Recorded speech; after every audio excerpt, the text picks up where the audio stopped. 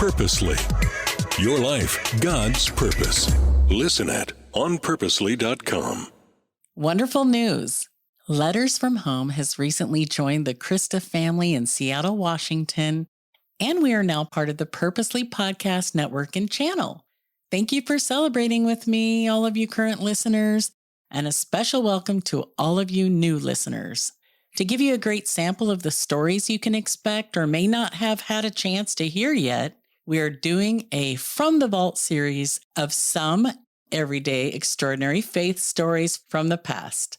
Here's Markus Watson's story, titled Falsely Accused Pastor. I had this image of myself sitting in a prison cell, having lost everything, right? My job, my ordination, my reputation, my family, just sitting alone in a prison cell. And then it was like I heard God say, yeah, you might lose everything, but you will never lose my love for you. And it was like in that moment, God's love became more real and more clear than it had ever been before. And now for the next episode of Letters from Home, sending encouragement to your doorstep by capturing the heartbeat of God's people, one story at a time. Hi, this is Meg Gleasner, your host. Have you ever been falsely accused of something really big, and have people share about it around the church, the whole church, only to find out that what they thought was wrong, but then you lose your job anyway, and the FBI gets involved? That's what today's story is about. Today's guest takes us through a very dark time in his life, but it doesn't stay there. You will see the spiritual man and leader that our guest is today, and how all of that did a deep and lasting work in his life that you will want to hear. Here is the everyday extraordinary faith story of Markus Watson. Markus, I am so excited to have you on the podcast today. I heard your story on Tracy Winchell's podcast, Reboots, and it so impacted me. And then I got to know you in our Marco Polo podcasting group, and I am excited. I think our listeners are going to love your story today. You've been through a lot. Yeah. Well, I'm excited to be here. Thanks for having me. For sure. Well, we are just going to get right into your story. Okay. So bring us into your home growing up, Markus. What was it like to be you in your childhood? So I grew up in a Christian family. My dad is a pastor. He's retired now. Really was serving up until the pandemic. He was an interim pastor at a church in Pennsylvania, and he was out here in California. And then they said, "Oh, well, you're stuck over there, so we'll just kind of end your employment at this time," which was totally fine.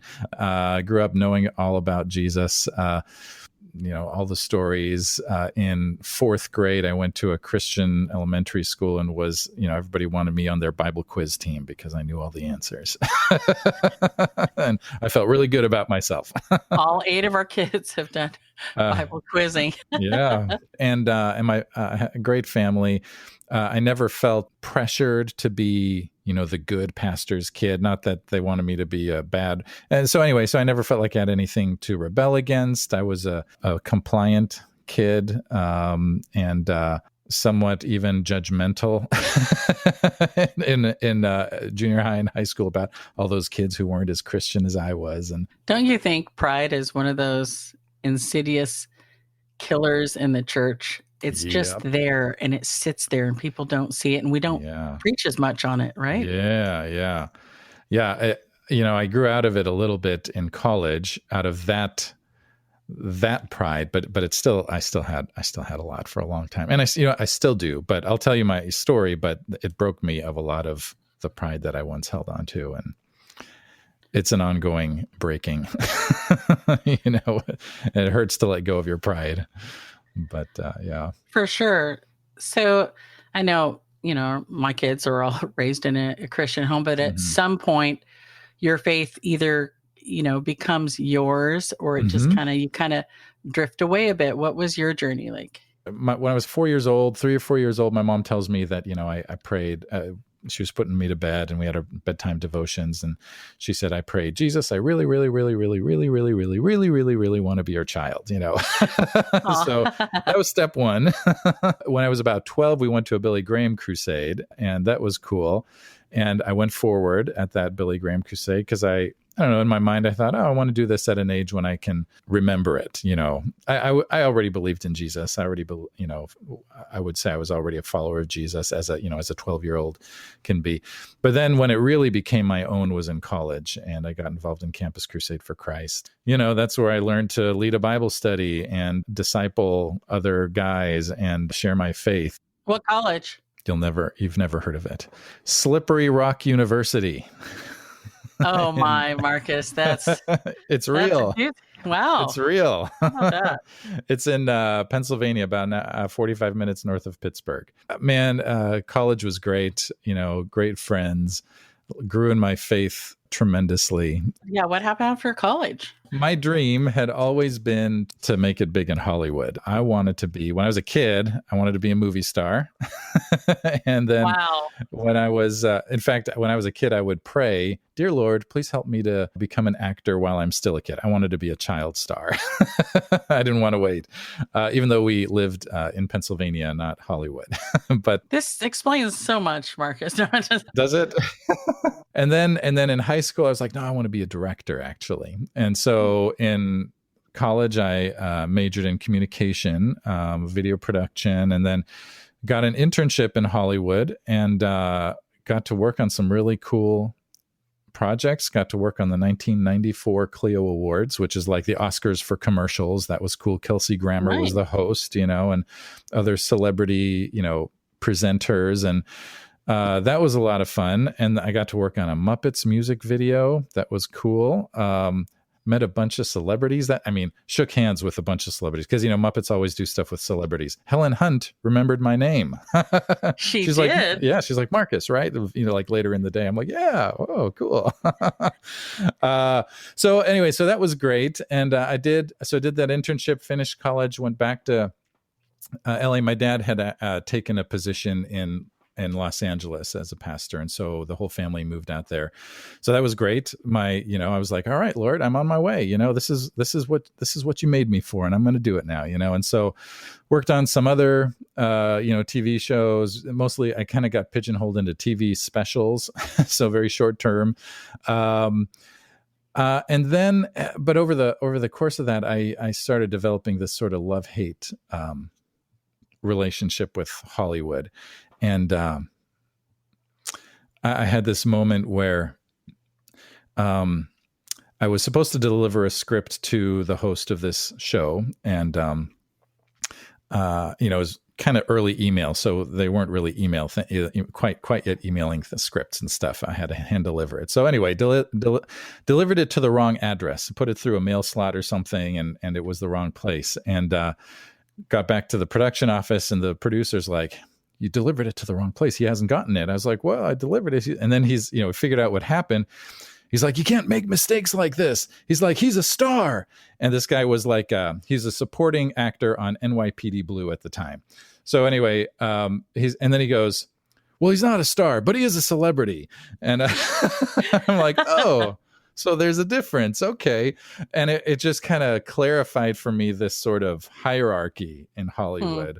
And I was definitely at the bottom of that hierarchy. And that was sort of the first time I was like, oof, I don't know if I really like this. And then the last thing for me was I was working at a company called Creative Domain, which produced movie trailers. And it was cool. It was a temp job for 2 weeks with sort of the possibility of going full time. And after those 2 weeks, they decided not to keep me. And I said, oh, well, why not? Is there something I could have done? They said, well, you could have offered to stay late, meaning stay late for no pay, no overtime or anything. And I was like, okay, I see how it is.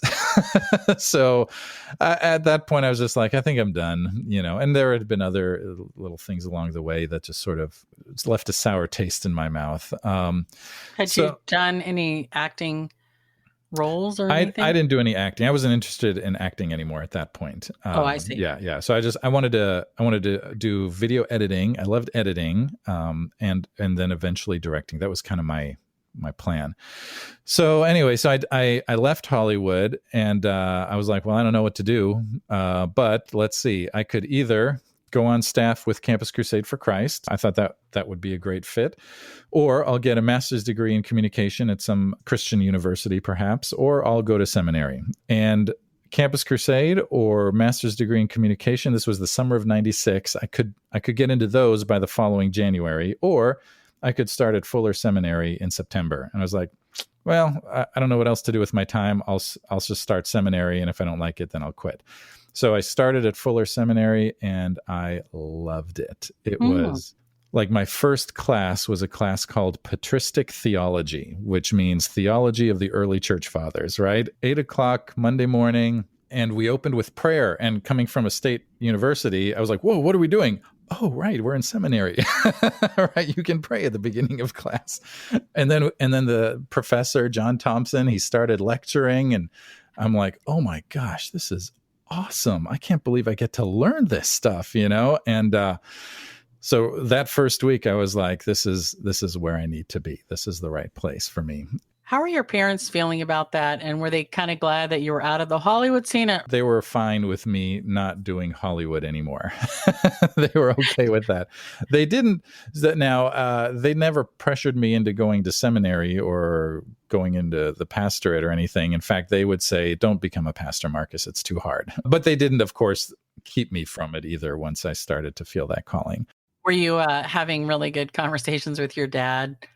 Was he, like your patristic theology in different classes? Did it open up a new avenue of conversation with your dad? Yeah.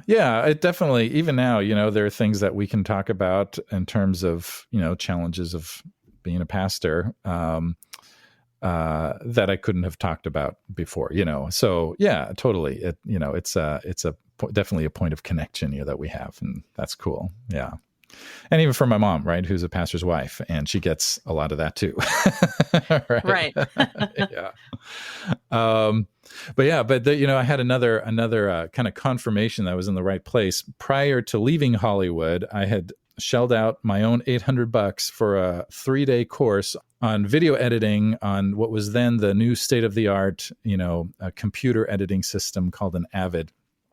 And so I took the class. I thought that's going to be my next step. I'll try to get a job as an assistant editor somewhere, and start doing that. And then I left Hollywood, and then I was like, well, that was a waste of money, I guess. And so then started at Fuller, and first week I'm looking for a job on campus. I see the posting. I'm like, oh, there's a position in their media center. I'll apply for that. That fits. So I go and I get an interview, and I sit down with the director of the media center, and he's in kind of a large cubicle.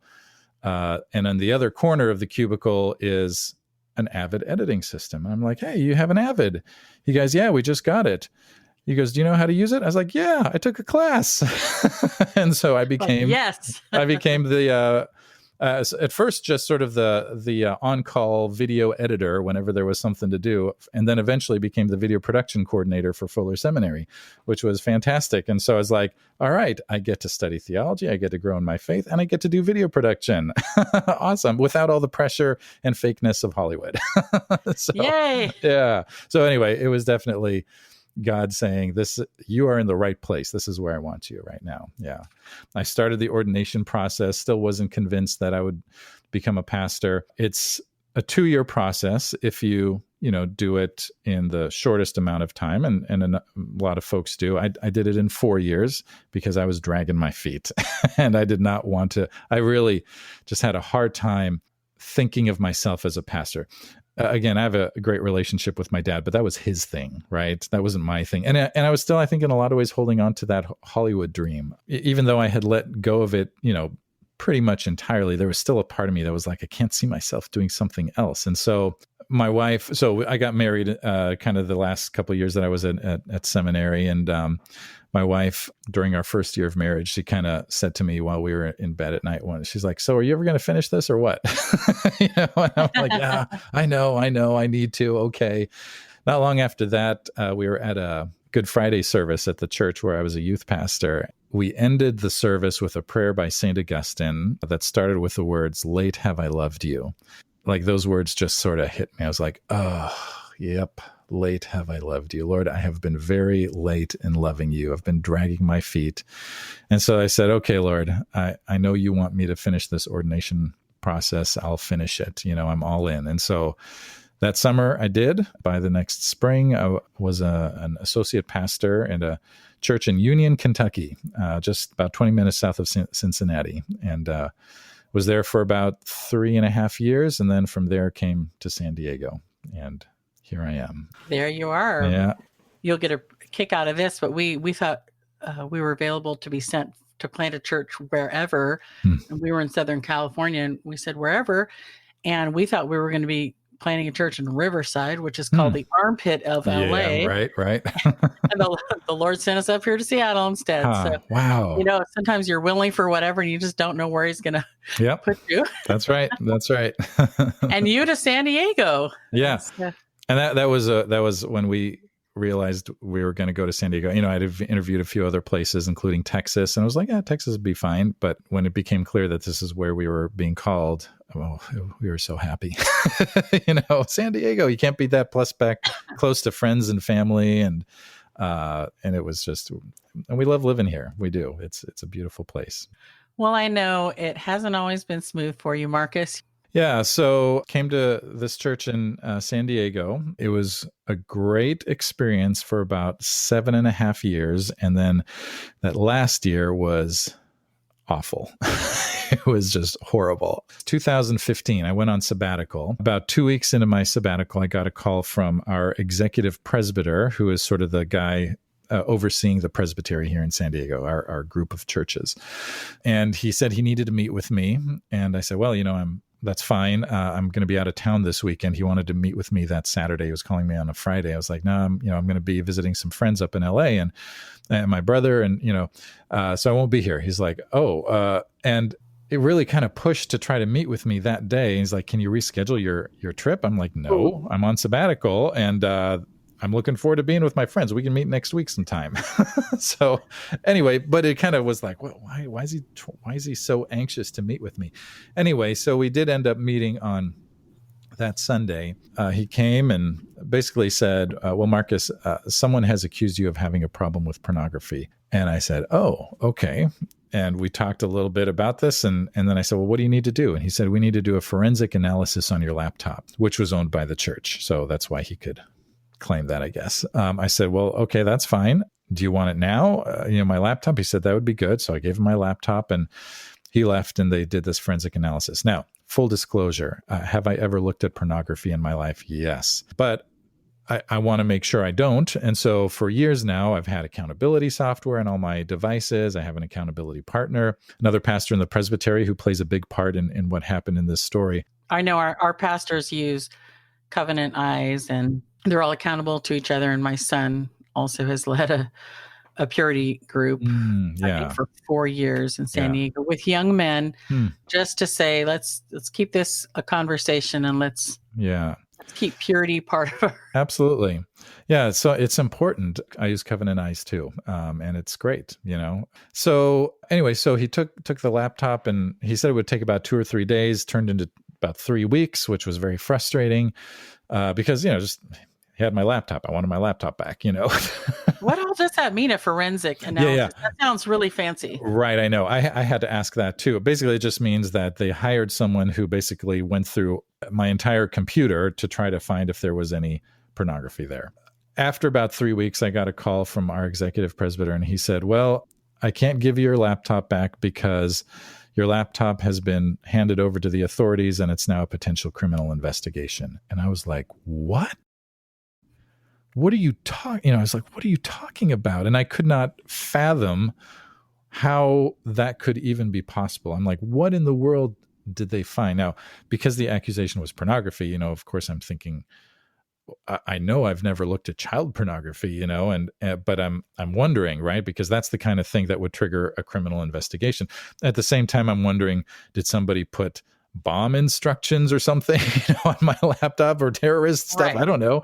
I did know that the the tech guy at our church who, would fix my laptop now and then had also become a little bit of a nemesis for me in recent months or in the past year or so. And so part of me was like, did he put something on there, and he didn't, thankfully. But anyway, that just turned into a really, really dark time for me. The rest of my sabbatical, I'm about 5 or 6 weeks into my sabbatical at this time. And just the rest of my sabbatical was just really, really, really dark. Was it shared with the church at this time, or is this just something that's quietly being talked about with you and your wife are like crushed thinking about what we haven't done anything? Yes. So it was not shared with the church. And the part of the problem with this is that they weren't following the process, right? Our book of order, right, has a process for if someone makes an accusation, here's what you do. And you form an investigative committee. And then, they do an investigation, all this. But all of this was being done sort of secretly under the table. Don't tell anyone. And maybe he was trying to protect me, but it was a really bad decision, right? The process actually, I realize now, is designed to protect everybody, the accuser and the accused. Right. So I felt incredibly unprotected in this process. I didn't know where who had my laptop. He wouldn't tell me. Didn't find out until, a month and a half later that it was the FBI that had my laptop. Now, my friend Kevin, who is a pastor here in the Presbytery and my accountability partner, he really went to bat for me during this time. He and another pastor actually met with the executive presbyter on my behalf and said, hey, you're doing this wrong. Start over, just go through the process. And he's like, no, my advisors have told me I'm doing the right thing. But so I was really grateful for everything that he did. He would, take me out to dinner, get some drinks now and then, right? And check in on me every now and then. How are you doing today? One of the things, there were some really good things that came out of this that were very painful at the time. One of those good things was that I realized my own insecurity in terms of my sense of worthiness, feeling like I deserved to be loved, was exposed to me.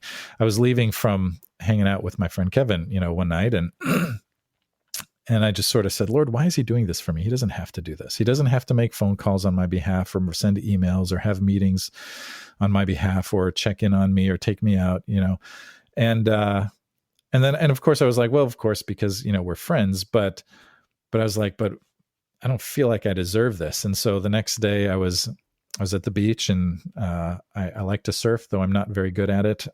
But I was sitting on my surfboard, not catching any waves. And but I was praying, Lord. That's a good title to a movie. Okay, no, sorry. Oh, that's good. That's true. I was just like, Lord, it became clear to me that I had this sense that I didn't deserve to be loved. In fact, I realized that whenever I would pray, like confess a sin or something, I would say, Lord, I'm so sorry. I don't deserve your love. And it just became clear to me, oh my gosh, I've been telling myself for, since I was a teenager, I don't deserve your love. Lord, I don't deserve your love. I don't deserve your love. What a terrible message to be telling myself over and over and over again. And so then I was like, Lord, I got to change that. And so I just kept repeating to myself, Lord, I deserve your love. I deserve your love. Not in the sense that I've earned it, but in the sense that I'm worthy of it because I'm a child of God, created in the image of God. Right. And then as I was just sort of reciting that in my mind over and over again, I realized also that I have this sense that I feel like I don't deserve to be loved by other people. And so then I just said, Lord, I deserve to be loved in general by people, right? I deserve to be loved. I deserve to be loved. And so, right, it took a really, really painful experience to at least make that clear to me. Okay, I am worthy of love. And then another a little moment of light for me, moment of grace, was when we met with an attorney. A friend of mine, my friend Kevin and his wife said, you should go talk to an attorney because you don't have any protection because they're not following the process and you have no idea what's going on.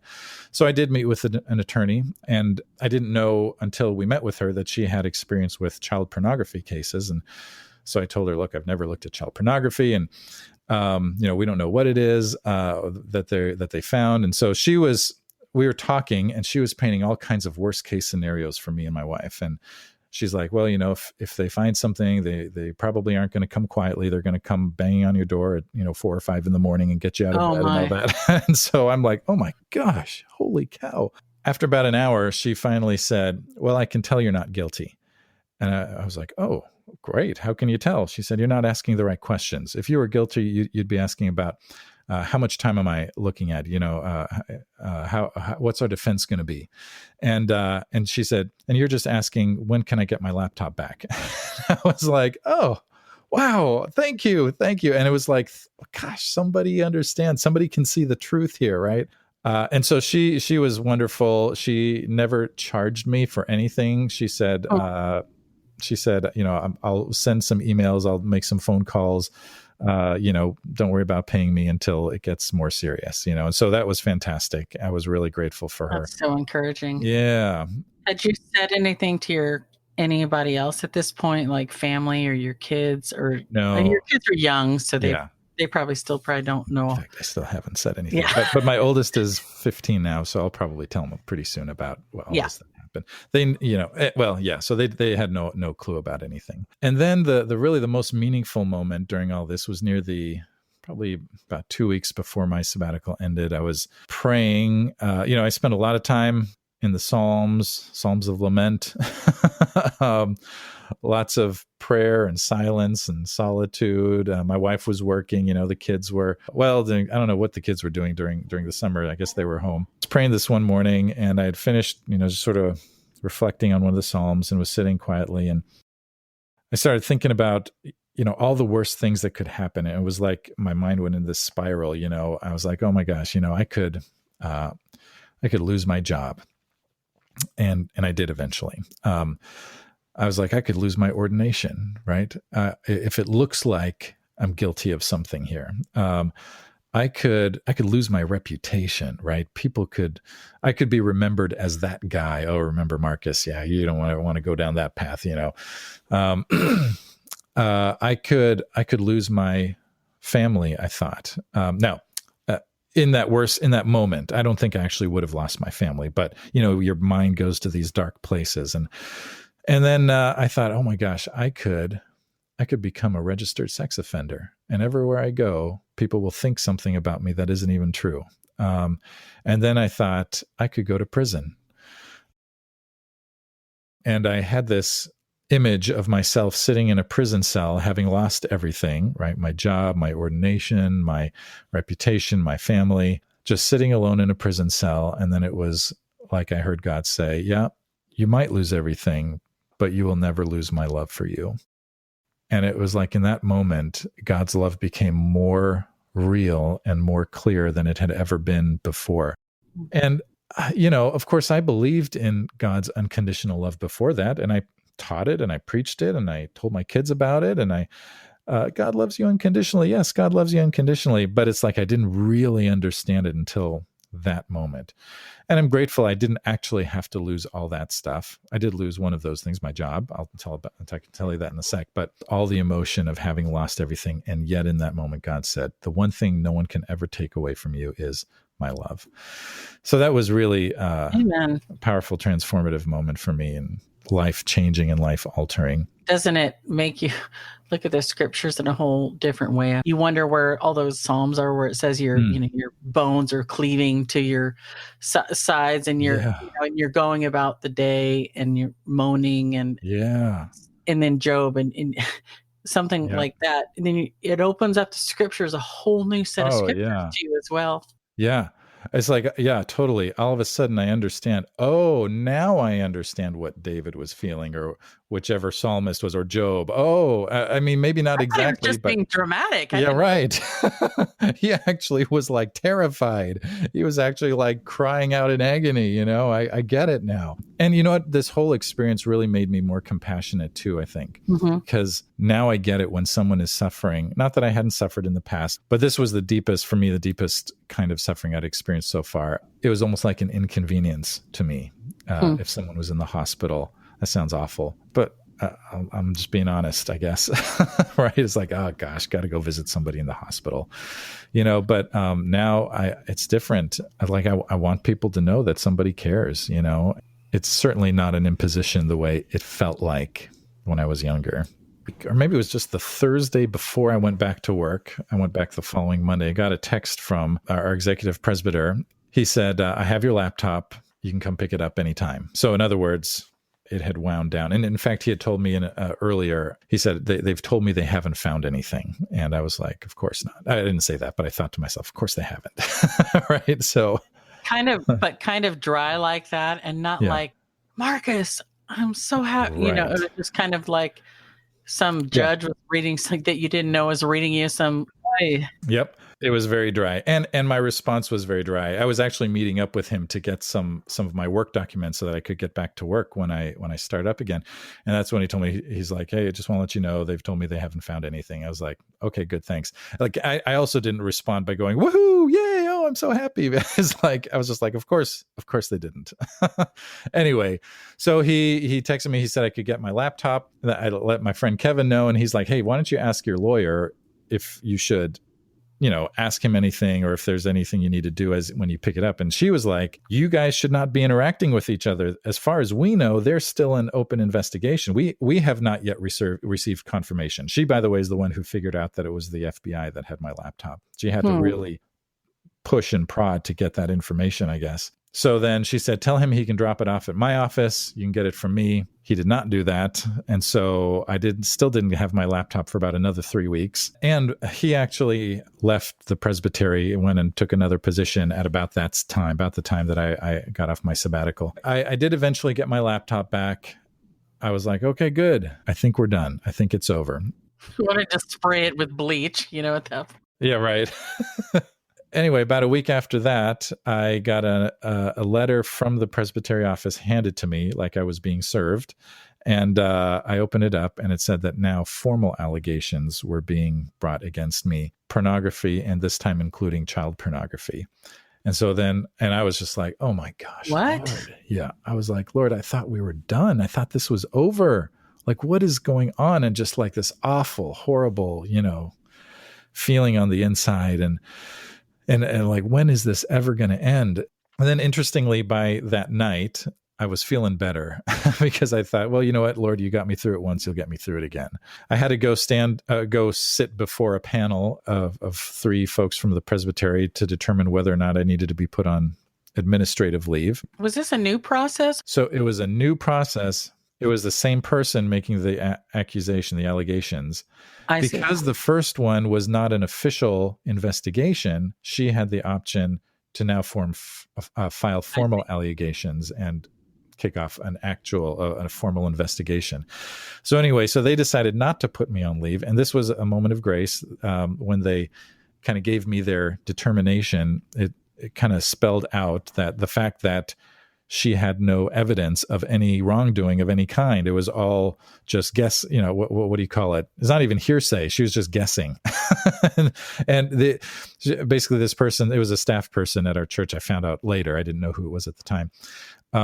She said that since, it went to the FBI, then there must be something, even though the FBI decided not to pursue an indictment, right? Thankfully, this panel from the Presbytery realized, there is no there, and so we're not going to put you on leave. We do have to do the investigation. About 3 months later, the investigation concluded, and they determined that there was no evidence to support the allegations, and so that wrapped it up as far as the Presbytery was concerned. And so that was a huge, huge blessing. How did you feel at the time? Because you're still involved at the church, and I know as a pastor, you care about people. You see all the people in the hallways, and you're interacting and preparing. I mean, how did that affect you? Yeah, that's interesting because so my dad's a pastor, and he went through some hard times. And I would wonder the same thing, like how's he still preaching, And what was interesting was that I was like fired up because of it. I was like, I'm going to preach the gospel. I'm going to, and it was. Most of it was about, like, I read this book, Emotionally Healthy Spirituality by Pete Scazzero, which is fantastic. Did a sermon series on that. Did a sermon series on, not a sermon series, but some of the books that I read, Surrender to Love, Life of the Beloved. I read a lot of books, Abba's Child by Brennan Manning, a lot of spiritually formative books during my sabbatical, which I had already planned to do. And praise the Lord, they were exactly what I needed for that time. And so a lot of stuff just about deep spiritual formation. And so that's what I was preaching on. And I was passionate about it. And I think in some ways that's what helped me stay focused was that I was just like, Lord, I'm going to say what you're telling me to say, and yeah, so it was good. This person was not happy with the investigation results. And so in February, so this had started in May of 2015.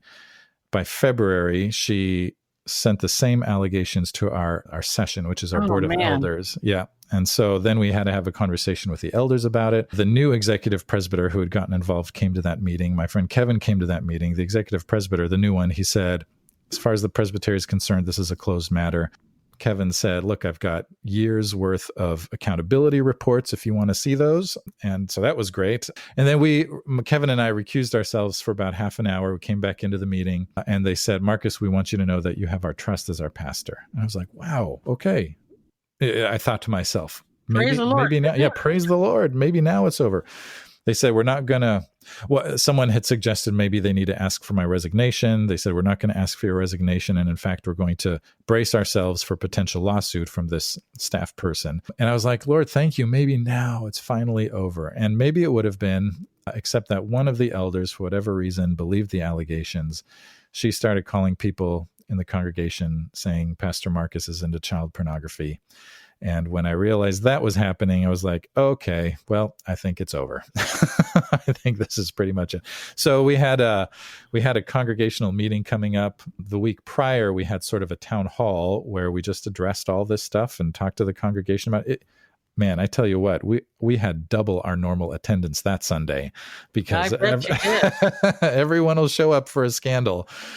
Markus, was there ever a conversation with you and this person who was accusing you and the staff, this elder lady who called and said those things? Was there ever like a brother to sister conversation about this? I did have one conversation with the staff person, and I had our human resources elder join me for that. And I just told her what I knew. And she got very angry, and she said, I know what you did, and she said, I'm a mandated reporter. Of course, she never reported to the Child Protective Services, which she would have had to do had she had any evidence. But anyway, right. And so she stormed off, and that was kind of the last interaction I ever had with her. Our elders decided, let's, have our human resources serve as her supervisor from now on, until we work this out. And then actually it was not long after that she sent the accusation then to the elders. And then with that elder who was talking to people, I never did get to have a conversation with her. Yeah. Have you forgiven her? So yeah, that's a good question. Yes. It's hard. Forgiveness is hard.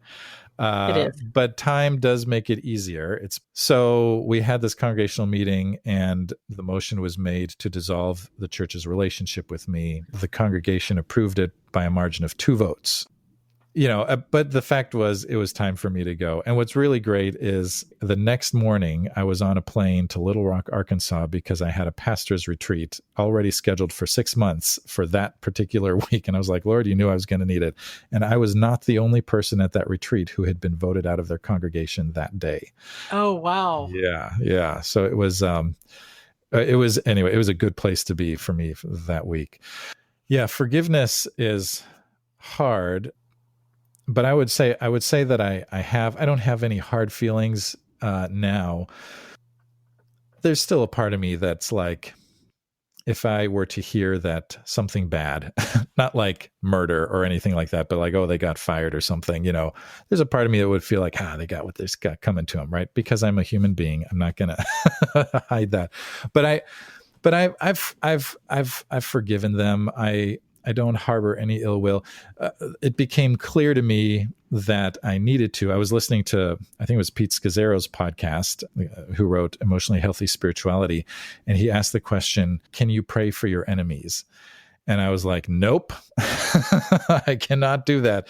And then I was like, okay, but I guess I have to.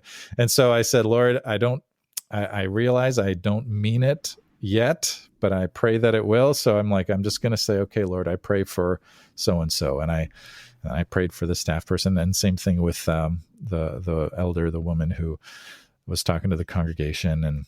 And over time, I became able to mean it, right?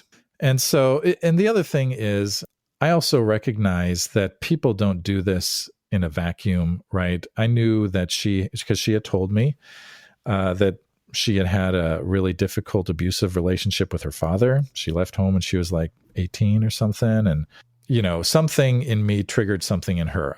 Someone told me that they overheard her say, I was so we would have staff meetings, one-on-one sort of staff meetings. And one day she told me about her husband's pornography problem. And so someone overheard her saying, yeah, I was telling my pastor about my husband's pornography problem, and he just didn't react the way I thought he would. I bet he has a problem with that too. And then it was like 2 or 3 weeks after that she went to the Presbytery and made the accusations. So something, right? So it helps me to forgive when I can remember that people do this from their own place of pain. And same thing, I think, with the woman who was spreading these rumors about me. I think that she probably had an experience of some kind of abuse in her past. I don't know for sure, but I wouldn't be surprised. Anyway, it helps me to, even if I don't know exactly what's going on, there are things that shape people, right? And staff person was shaped in such a way that she felt like she needed to do this, and the elder was shaped in such a way that felt like she needed to do that. And it just helps me to forgive when I can understand that they're doing it out of their own hurt, probably. And really, to me, one of the hardest parts of that is just saying that it was children. I mean, that probably just gutted you, being a father and thinking you. I mean, we're all sinners, but there, I'm sure it's a place you wouldn't go, and to think somebody at the congregation or right, where she went from just pornography to that. Yeah.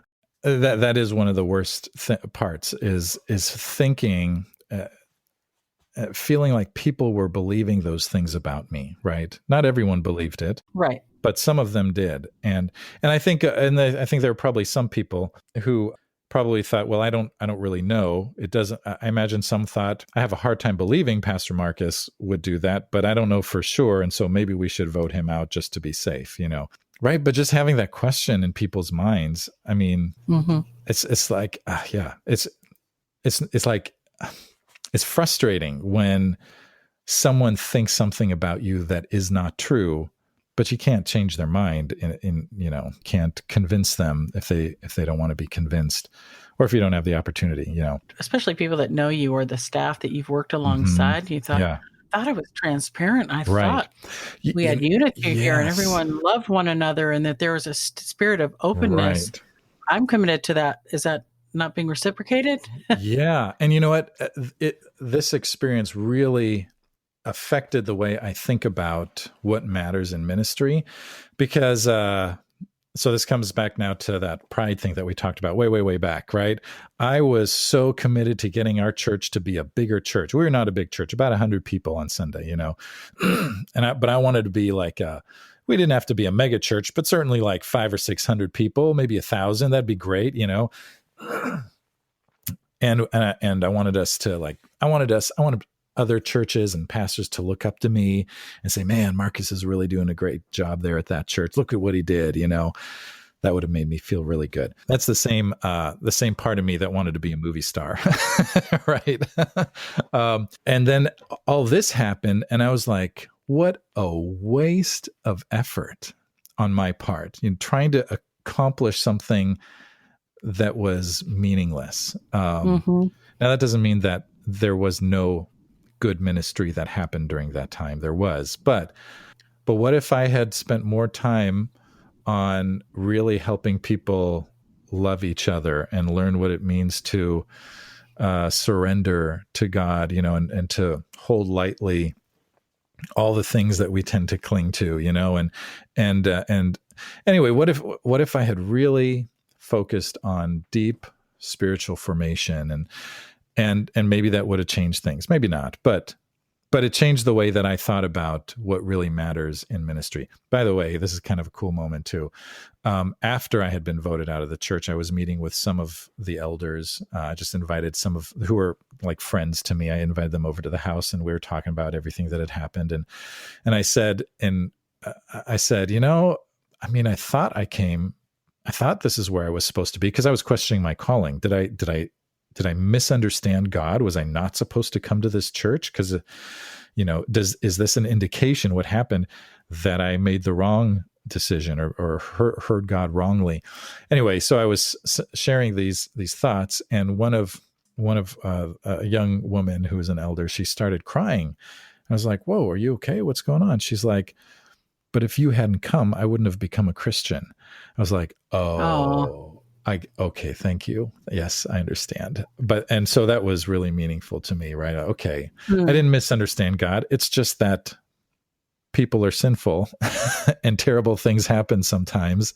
And, I don't think that God caused this to happen to me, but God certainly works through bad things that happen to us and can use those times to help us become healthier, more whole, which I think is what happened to me. I think I have become healthier and more whole because of that. And one thing that's amazing, I think, is that after going through all that, I think a lot of people would have really felt gutted to just continue with that particular calling. And I know you're a pastor today. Well, yeah. And I didn't know if I would go back to being a pastor after that. I ended up going on staff with an organization called Fuller San Diego, which I was on staff for 2 years. A friend of mine had started that organization maybe a year prior, and he came to me. He was actually that week that I was away on the pastor's retreat. He was my guest preacher that Sunday, and I didn't tell him because I didn't want him to go in thinking, "Oh my gosh, they just fired my friend Marcus." I was just like, let him go, but he found out there, and he texted me. He's like, "Hey, I just heard what happened. I'm so sorry." And then I met with him, and he invited me on staff, and it was I loved being on staff with that organization. We did kind of coaching with pastors, basically, and that was where I discovered a love for working with churches, plural, and not just one church. I still love working with the one church that I'm currently pastoring, but I love helping others as well. And so at the time, I didn't know if I'd ever go back to being a pastor, because it felt like the thought of becoming a pastor felt like throwing myself into a snake pit, and I'm like, why would I ever do that again? So the only reason I left Flourish San Diego was because I had to fundraise my own salary, which was really hard. And so anyway, I had been guest preaching during that time at lots of different churches. One of the churches was this one in Westmoreland. And when they heard that I was leaving Flourish, they said, "Would you consider being our interim pastor?" And I said, "Yeah, let's talk about it." And so we figured out a way for it to work. And I will say that part of the reason I said yes to that was because they had been so kind and warm towards me. And I had been, they were without a pastor. I was there probably about twice a month or so. And I liked them, I had grown to like them. How far away is it from the other church? Oh, 2 hours. So yeah. Oh, 2 hours. Yeah. My old church is 10 minutes from where I live. And my current church is 2 hours east of San Diego. So I'm only out there. So it's a part-time position. Yeah. Under normal circumstances, non-pandemic, I would go out on Sunday morning and then stay overnight, come back Monday night, and then work from home the rest of the week. Right now, we just went back to in-person services. We meet outdoors, socially distanced, masks on. So right now, I just go out on Sunday mornings and then come home afterwards. And we have a Bible study on Mondays, and we do it via conference call, these days. Do you feel that you can 100% trust your staff and your congregants? Is that the right word? So it's a small church. I'm the only staff. It's kind of nice, actually. Oh. And, so my staff really is some of the elders, some of the volunteers. And I do trust them, actually. I've grown to know them, and they know my story. I've shared it with the congregation. They know secrets as far as that goes, and, they have done some really good stuff. One of the things that I love about being there is they've got this fantastic food pantry that they started just after I started on staff there. And I did not do any of the work starting it. When I was just guest preaching, I met with some of their elders, and I think it was their elders, their session, just to, bounce some ideas around with them. And I said, well, you've got this great facility. It's small, but it's great. It's very clean. It's well maintained. What else do you guys do besides church on Sunday mornings? And they're like, "Oh, yeah, no, I can't think of anything. And so I was like, well, what else could you do with this property that God has given you to be a blessing to the community? And so they tried a few things and eventually tried a food pantry, and it has just been such a blessing to this town that struggles with a lot of food insecurity, actually.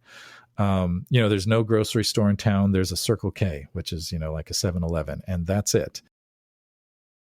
And so every week, and especially now during the pandemic, 200 people a week, 200 families are getting food every week through this food pantry in a town of about 800 families. That's incredible. I love it. Yeah, it's awesome. And you see, for me, I in the past, I would have been embarrassed to be the pastor of such a small church. We have during the pandemic, about 25 people on Sunday, 40 to 50 pre-pandemic. And, but this is where I've been called, right? And so it's not a matter of how does it look to other people that I'm in a small church. No, this is it. This is just where God's called me for now, however long it might be. It might be a few more years. I don't know.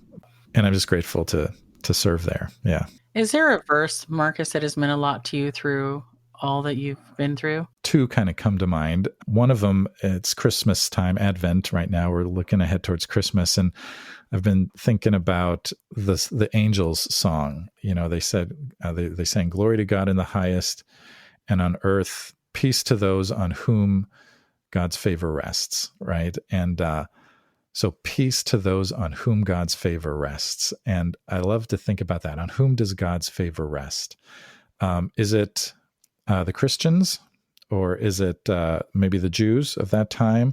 On who are they talking about? On whom does God's favor rest? And then one day, at some point in my life, I was like, it's everybody, right?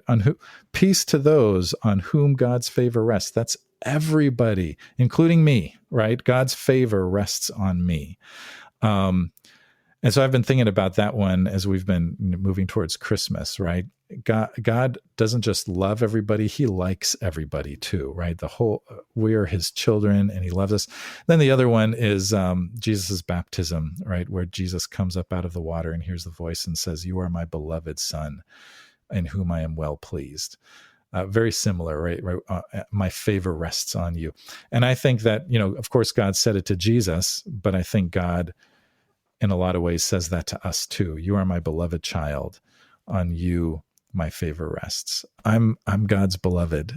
And that's my primary identity. I'm not a pastor primarily. I'm not even a husband or a dad primarily. I'm God's beloved. And everything else flows out of that. And then the other thing, when I think about ministry now, like that's what I want people to know.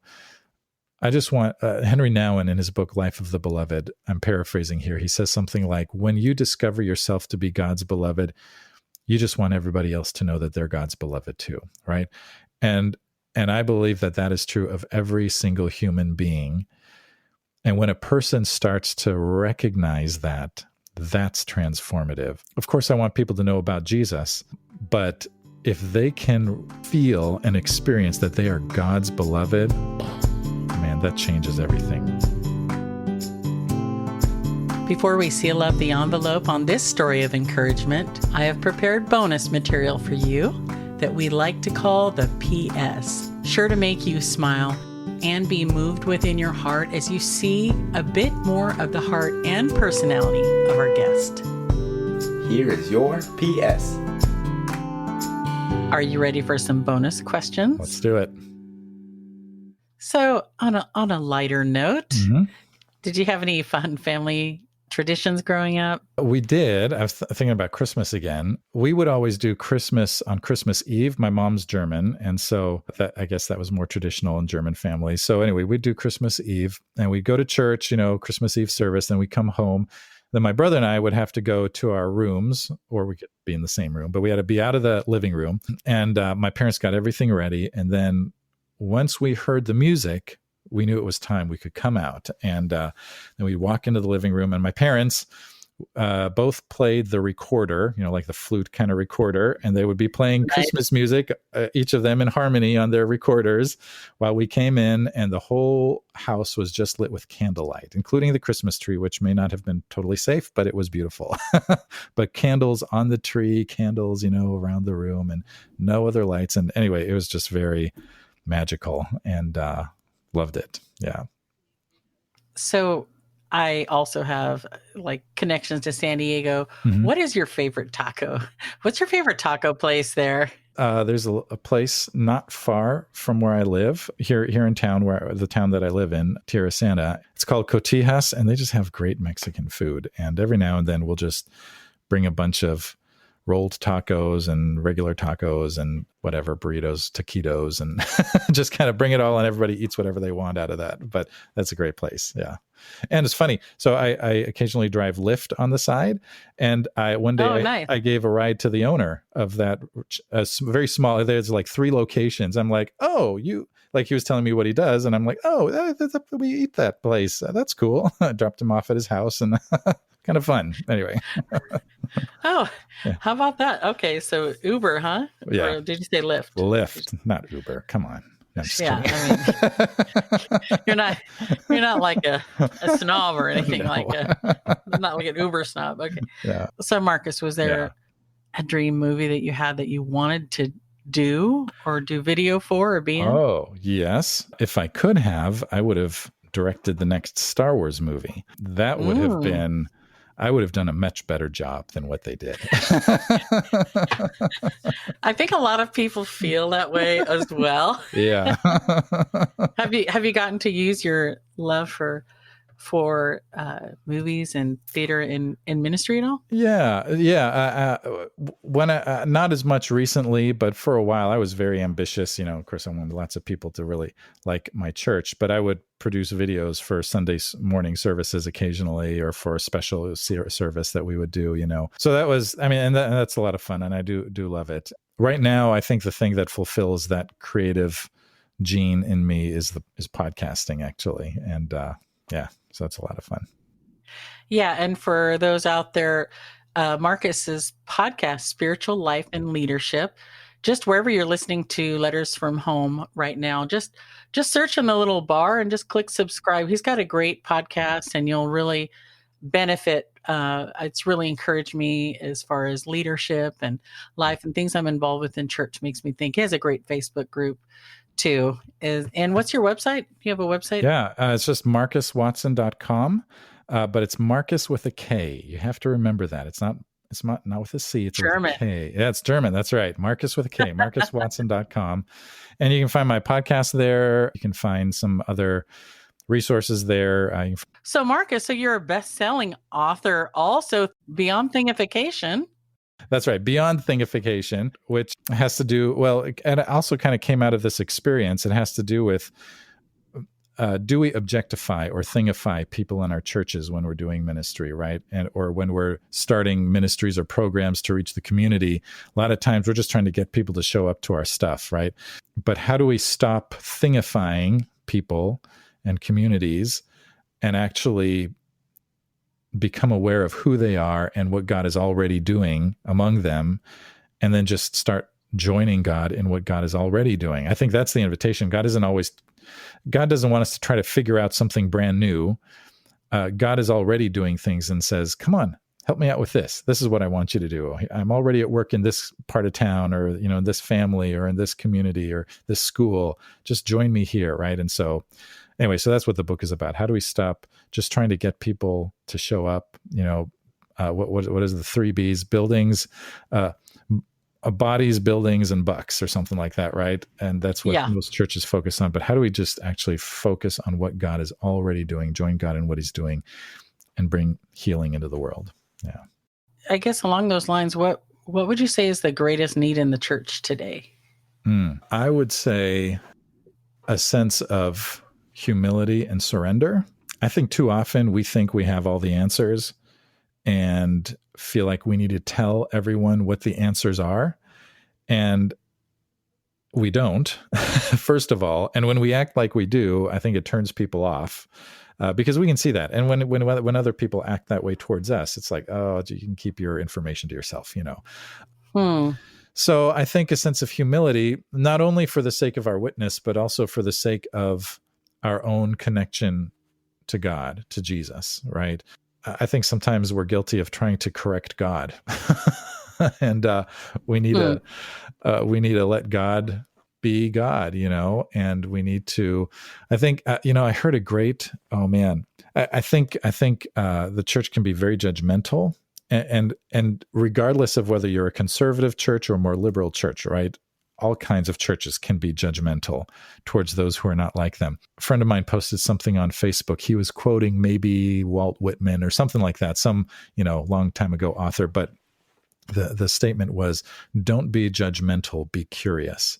And I was like, that's great, right? Because so often we just prejudge people and assume we know all about them without actually. But if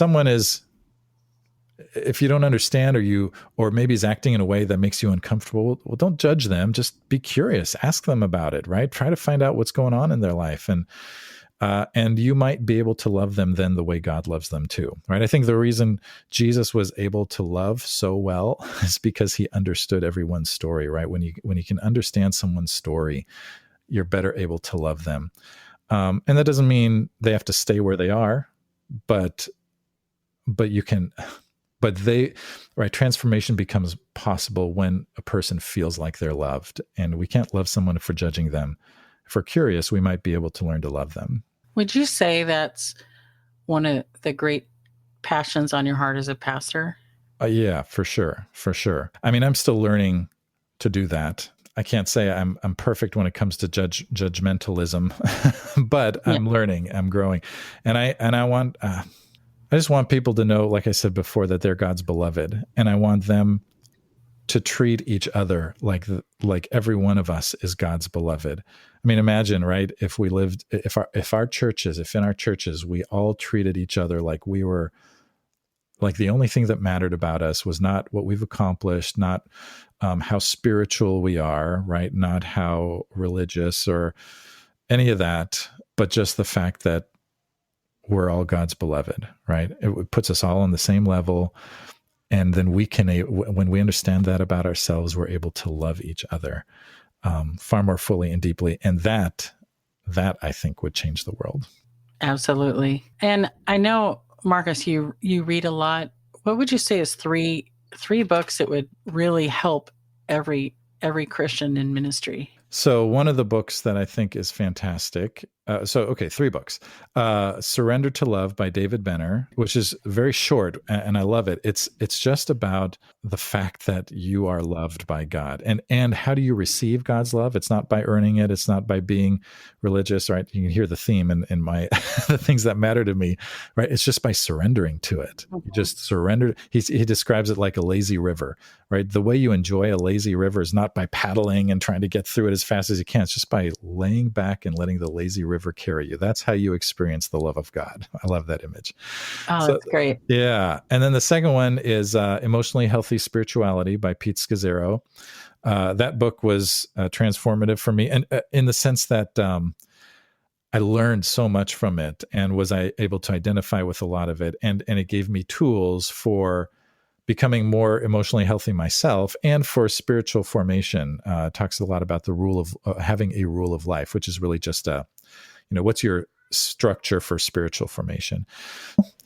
So the third book would be one that's more kind of leadership related. It's not a Christian book. It's a leadership book. It's called Leadership on the Line, and it's by Ron Heifetz and Marty Linsky, and they're both Harvard leadership people, but really, really good. It's all about adaptive leadership, and it actually fits. Like when you read it, you're like, oh, I could see how, right? These are just principles for leadership, which are good, healthy life principles for following Jesus, in a way, listening to people. But anyway, if you're trying to adapt in some way, and leadership is always some change, that's a great book. He says, for instance, people don't resist change. What they resist is loss. Right. And so how do you recognize what it is that people feel like they're losing? Well, you listen to them, right? You pay attention.